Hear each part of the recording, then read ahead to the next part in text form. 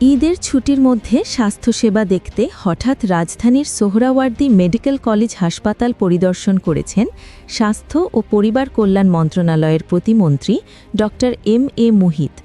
ঈদ ছুটিকে কেন্দ্র করে দেশের স্বাস্থ্যসেবা যাতে বিঘ্নিত না হয় এজন্য অপ্রত্যাশিতভাবে হাসপাতাল পরিদর্শন করেন।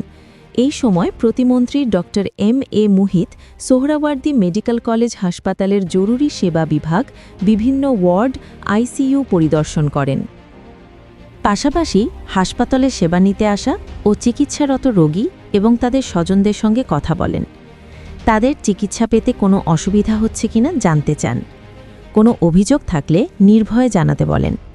স্বাস্থ্যসেবা নিতে আসা রোগীরা হাসপাতালের চিকিৎসা সেবা নিয়ে সন্তুষ্টি প্রকাশ করেন। সোহরাওয়ার্দী মেডিকেল কলেজ হাসপাতাল পরিদর্শনকালে প্রতিমন্ত্রী ড এম.এ. মুহিত হাসপাতালে দায়িত্বরত চিকিৎসক, নার্স এবং স্বাস্থ্যসেবায় জড়িত অন্যান্য কর্মীদের সঙ্গে কথা বলেন। তিনি দায়িত্বরত চিকিৎসক, নার্স এবং স্বাস্থ্যসেবায় জড়িত অন্যান্য কর্মীদের উদ্দেশ্যে বলেন, প্রতি ঈদের ছুটিতে একটা অভিযোগ প্রায়ই শোনা যায় যে হাসপাতালে ডাক্তার থাকে না, নার্স থাকে না, সেবা নিতে আসা রোগীরা চিকিৎসা পান না। এমনটি এবার হতে দেওয়া যাবে না। তিনি আরও বলেন, এই ঈদ ছুটিতে স্বাস্থ্যসেবার কোনো ব্যত্যয় ঘটবে না। আপনাদের দায়িত্বশীল হয়ে কাজ করতে হবে। ডেস্ক রিপোর্ট, খবর 24 বাংলা।